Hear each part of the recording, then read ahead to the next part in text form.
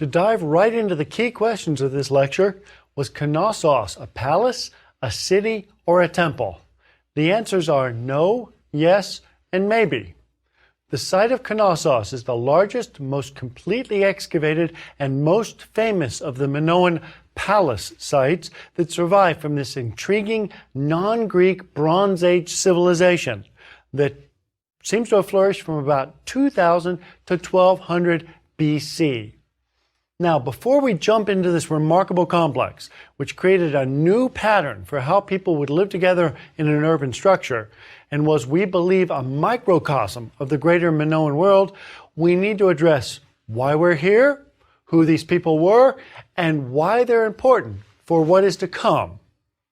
The Minoan civilization developed in the Aegean, particularly on the island of Crete in the Bronze Age, from about 2600 BC until about 1400 BC, when they were conquered by Mycenaean Greeks, that is, the Bronze Age Greeks from the mainland, about whom we'll hear more later. The Minoans, as they've been dubbed, were not Greek, and probably represent a civilization that developed independently on Crete from the Neolithic on. They have a unique form of architecture, city structure, language, writing system, and, as far as can be determined, religion. Nevertheless, they represent a key intermediary between the Near East and Greece. So why spend our precious time on Knossos with the glories of Greek civilization so close at hand? They're just right there. Well, it seems, I can appreciate, like starting a course on American cities with the Algonquin Indians. But the Greeks themselves started here. Geographically, this makes complete sense, as Crete is essentially the crossroads of the Eastern Mediterranean. Time and time again, we see influences from Egypt and the Near East, from really all the cultures from Mesopotamia, the Assyrians, Babylonians, and so on, appear here on Crete, decades before they do on mainland Greece. Transmission of those influences was direct. The Minoan people of ancient Crete had a trading post or colony in Egypt from about 1750 to 1550 BC, contemporary with the city we're about to see.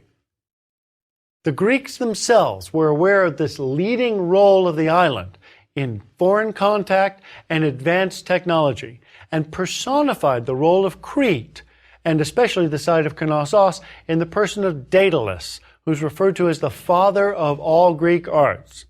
Now, in Greek mythology, Daedalus was the architect and craftsman of King Minos of Knossos. Minos is where we get the name Minoan. Daedalus was responsible for creating the great labyrinth, the maze-like home for the half-man, half-bull Minotaur. The story of that labyrinth is thought to have been inspired by the apparently labyrinthine form of the complex at Knossos. In myth, after he created this labyrinth and other things for King Minos, Daedalus flew away on wings of his own manufacture, wings made of feathers and wax. A story famous for the disastrous fall of his son Icarus, who fled with him. But after that, according to the myth, Daedalus landed at the Greek colony of Cumae in the west, where he founded the worship of Apollo, the Greek god of, among other things, music and poetry. So for the ancient Greeks, architecture, the arts, and religion all flow from Crete, specifically from Knossos. But we also study it because this non-Greek civilization created a unique form of urban design. The site's excavator, Sir Arthur Evans of Oxford University, defined the Minoan civilization through his excavations and dubbed the great complex at Knossos a palace. But the name is incorrect. Rather than just a home and reception space for a ruler, this urban complex includes housing for large numbers of people, food storage space for the entire population, religious spaces, workshop and craft zones, and administrative areas. It is completely unlike the palaces of ancient Egypt or the Near East that were considered parallels, and that created large formal structures designed only around the needs of rulers, which emphasized axiality and symmetry and access to the ruler. Here, the complex is, despite the labyrinthine appearance, integrated into the natural landscape, sophisticated in conception and plan, layout, and constructed with great care and precision, but without any indication that it served as the home or headquarters for a ruler. So, not a palace. The complex was created in 3 large building phases in about 2000, 1700, and 1550 BC. The last of these was the largest, and in fact, the largest of all the Minoan complexes ever, and the one that we're going to focus our attention on. So the late Bronze Age 1550 building complex. In area, it measures, in ground plan, about 150 meters or about 490 feet square.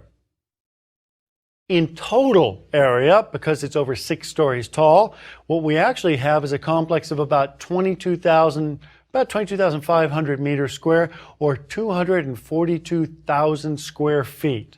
It's enormous. Knossos exemplifies features found in all of the extant Minoan palaces, which is useful to at least touch on. These include construction at the top of a hill, an indented and projecting facade, multi-story construction, use of multiple windows, although rarely on the ground floor, organization around courtyards, with a central courtyard as well as consistently a western court, which we believe was used for ritual activities. Magazines or large food storage areas, generally associated with the western court, and suites of rooms that repeat, for example, in the pattern of a paved forecourt leading to a large hall which overlooks an inset basin. And architecturally distinct clusters of rooms that communicate with each other but not with other rooms. Now, one other element of these Minoan urban complexes that has received a lot of attention but is, I feel, wildly misunderstood we need to touch on. That is the remarkable fact that contrary to city design virtually everywhere else in the ancient world, from the Neolithic on, none of the Minoan palaces are protected by walls. Certain authors have taken this fact to conclude that the Minoans were a peaceful people. And in fact, not only are there no walls here, there's no evidence of weaponry here and no art of warfare. Some scholars have extrapolated from that idea of a peaceful society to a peaceful matriarchal society undisturbed by male warmongers. As pleasant as that image is, I don't think it's the case. A lack of walls indicates to me successful projection of power and a distant border, an empire. Think about the United States for just a minute. Washington, D.C. does not have walls as its great capital. It doesn't need them. It projects its power at a distance. And so there's no threat of attack right here in Washington, D.C. The attacks occur elsewhere, further away. If we think more closely in time, the new Egyptian capital in Amarna that we previously examined had no walls because it's at the center of a powerful empire. Even more, perhaps even better parallel is Rome at its height. It went 800 years between sets of walls. It projected power outward into the empire, which protected the capital. I think we're still looking for the first non-violent society in world history. I don't think we have it here at Minoan Crete or at Knossos. I think what we have is really a great empire, probably an empire that projected power across the sea. No walls, no land-based warfare, no imagery of land-based warfare. I think that they had a great fleet and projected power outward across the Aegean. Now, the large courtyards at Knossos, both the central courtyard and the western courtyard, are oriented north-south. And that is a pattern we've seen in ancient Egypt as well as in the Harappan civilizations of the Indus Valley, that north-south orientation. In some cases, it seems to have a religious connotation. In others, we simply don't know. This is one of those. We simply don't know. It could, in fact, have a religious connotation. Nevertheless, the two courtyards, the central and the western, both seem to have largely distinct uses. Both, of course, are necessary for light and took the light and air into the central rooms of the complex. There's no good artificial light in the ancient world, and so that's critical. The central court may have had a number of uses, including political, social, and economic. But the Western court seems largely to have been designed for religious functions. The designation of such a large proportion of public space to religion isn't in itself unusual. When you think about how many earlier and later cities, such as Uruk and Athens, are dominated physically or spatially by religious complexes, not even considering modern professional sports venues, which I think future archaeologists will think are religious venues, then this shouldn't be a surprise. That is, the dominance of religious space. The full form and structure of Minoan religion, however, is not known. But we do know that it involved large outdoor processions and ceremonies and sacrifices in what we believe were massive spectacles, all conducted in the Western court. One of the best pieces of evidence we have for the religious life of this community is a wall painting from Knossos. It shows the section of the palace that defines the Western court with the ceremony taking place there. Interestingly, it gives us a view of the audience rather than the ceremony. And I think that's interesting because the painters, or perhaps the audience of the painting, are seeking to define their urban structure by the community here, not by the religious ceremony. The roofline of the palace, as we call it, is decorated by abstract pairs of bull's horns, called by the excavator, Sir Arthur Evans, horns of consecration.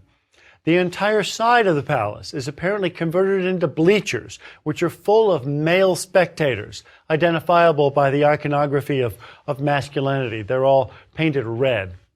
It seems to have been designed to show that everyone in the community was in attendance. The most remarkable aspect of that central zone of the painting is dominated by female figures, who, in a rare display of unanimity, scholars agree are priestesses. I say that they dominated because of their position, their conventional skin tone of white versus the red of men, and their size, about twice the scale of the males. So they're thought to be the supreme religious authorities overseeing the ritual by their position and by their scale. We think that the ritual itself may be illustrated in another wall painting, the so-called bull leaper fresco. It shows three figures, apparently one male and two females, leaping over a running bull. They seem to be, well, actually grabbing it by its horns as it runs towards them and flipping over its back, and then dismounting or landing just beyond its tail. Whether this is an acrobatic display, a sacrifice, a sport, or some form of worship is not clear, but the fact of the prominence of this bull combined with those horns of consecration makes people think that this is some kind of ritual activity. Whatever the case is, what is clear is that men and women are both involved, and women are in authority. Bulls are significant, and that this spectacle, ritual, sport, what have you, filled a large portion of the available outdoor space in the complex. There's no doubt, I think, that these ceremonies were designed to reinforce the religious and possibly political authorities who ruled over Knossos. Another component of their reinforced authority is economic, and that's seen in the enormous food storage areas. These argue that the complex controlled food production, storage, and distribution for an entire region. In Egypt, we've seen this before. There, it was generally the responsibility of temple complexes, particularly the temples of Amun-Ra, across the country, reinforcing their power by controlling the economy and the food distribution. Here at Knossos, we think that this food storage and redistribution served to stabilize the control of the central authority, which was probably both religious and civil in nature.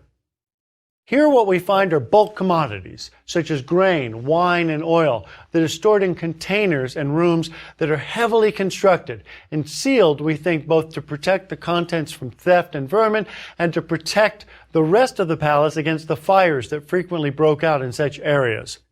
If you want, you can do an online image search for grain warehouse fires and explosions, and that suddenly will make sense. We also have evidence of these tremendous fires, and because some archaeologists have actually done really clever work where they have calculated the temperature of burning required to burn down one of these palaces. And they find that in order to reach that temperature, it was necessary to have an accelerant. And they think that accelerant was provided by the olive oil in these warehouses. So the great fires that might have destroyed these complexes were not the result of attacks, but probably of accidents that occurred in the warehouses where these vast quantities of olive oil fueled the destruction of the entire community. Now, the size of the food magazines is one of the factors used to calculate the population of the complex, along with the size of this 6-story building, the storage capacity, and the carrying capacity of the land it controlled around it. The original excavator calculated a population of about 100,000 people here at Knossos at its height. The bad news, I have to break it to you, is that later estimates have dropped that considerably, and current calculations generally fall between 14 and 18,000 people. This is a fraction of the population of the megacity like Uruk, but a large number to be housed in a single structure, even one as sprawling as Knossos. Now, much of this complex was created using what architectural historians call the pier-door-pier system. It's a form of modular construction, which was used throughout. This consisted of a set of double doors flanked by 2 square piers. The doors would fold back into recesses, allowing for a large opening between rooms. This system could be replicated in a line, that is, pier-door-pier, replicated all in line together, which allowed for maximum flexibility in use of rooms. You could open all of these doors and have huge amounts of light passing between rooms as well as people. So you create effectively not individual rooms, but large open areas divided only by the piers, so that you could have actually tremendous amounts of light and open area on the ground floor of this enormous multi-story complex at a time when there was no practical means of artificial light. Adjustments of temperature and access into spaces were also controlled by the pier-door-pier system through closing various doors to restrict movement of individuals as well as light and air. These allowed complex seasonal and functional alterations of interior space. We think that a complex like Knossos was probably used seasonally. That is, people moved from space to space, depending on whether it was summer or winter. These pier-door-pier units generally occur in pairs in association with verandas and light wells. Light wells are open shafts, often surrounded by staircases, that permit large amounts of natural light into the center of the building, creating a complex of alternating open and closed spaces. So you have a light well, and you're surrounded on 4 sides by closed rooms. In between those, you have the pier-door-pier system. It's a structural element that replaces a solid wall and provides flexibility to the use of the spaces. The light wells, paired with this pier-door-pier system, defined the construction of the complex. That construction was also extraordinary for its time.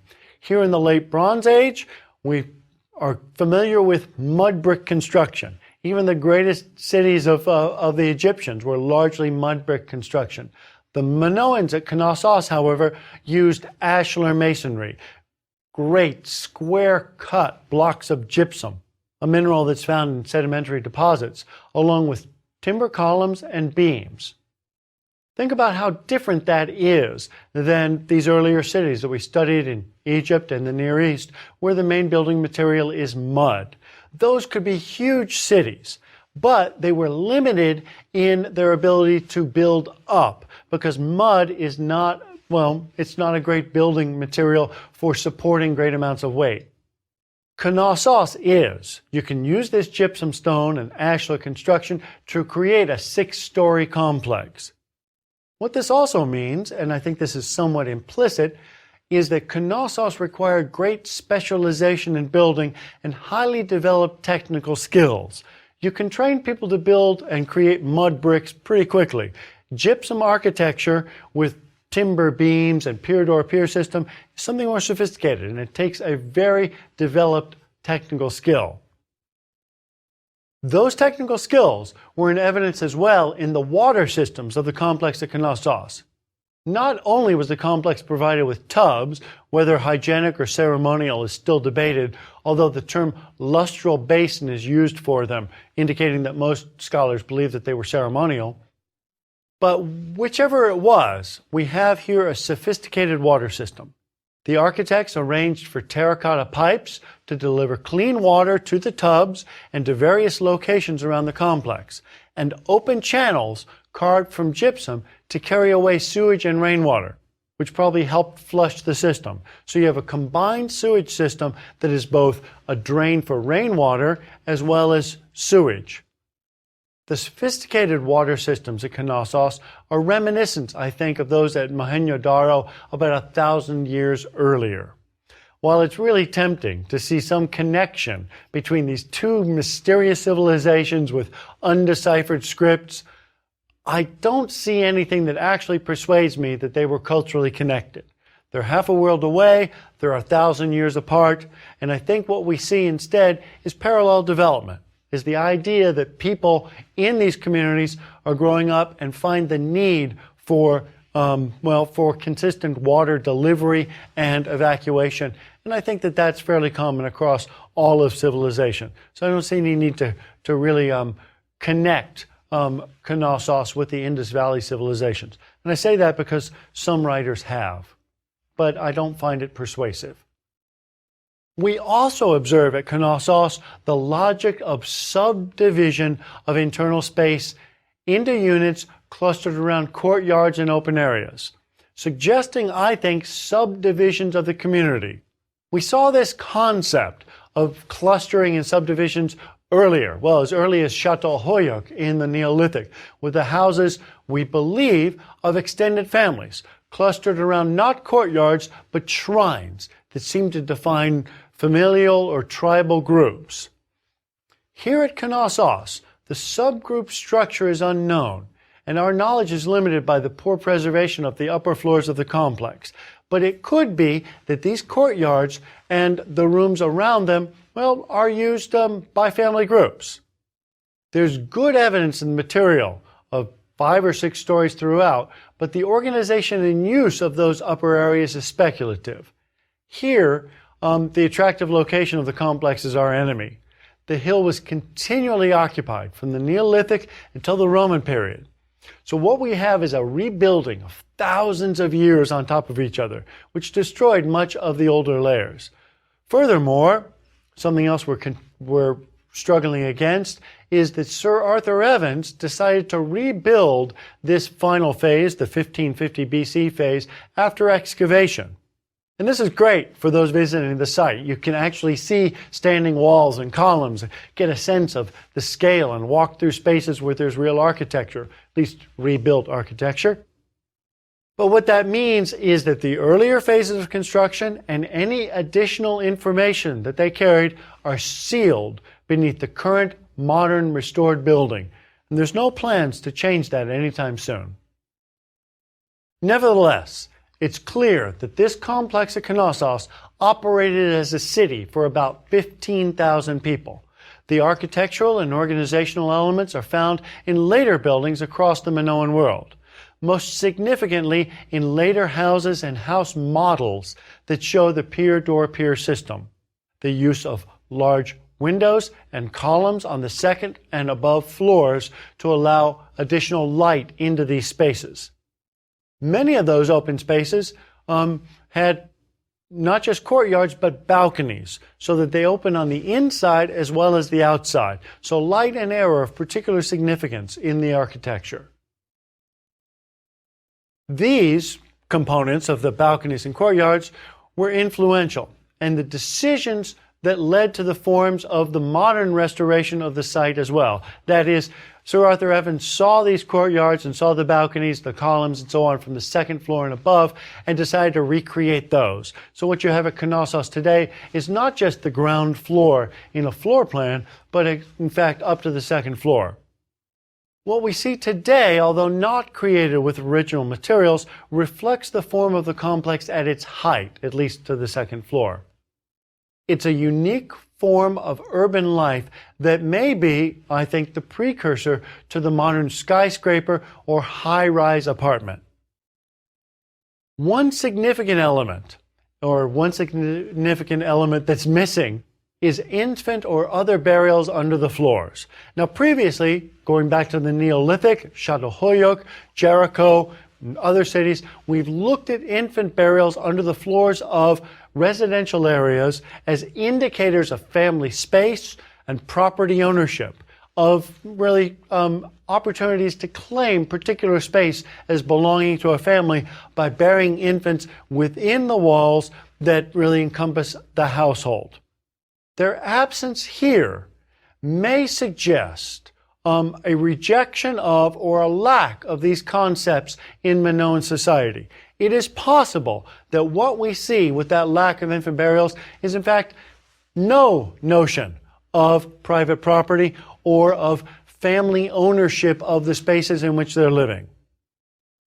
If this civilization was so visionary and apparently successful, given its longevity and lack of walls, it's fair to ask why it collapsed.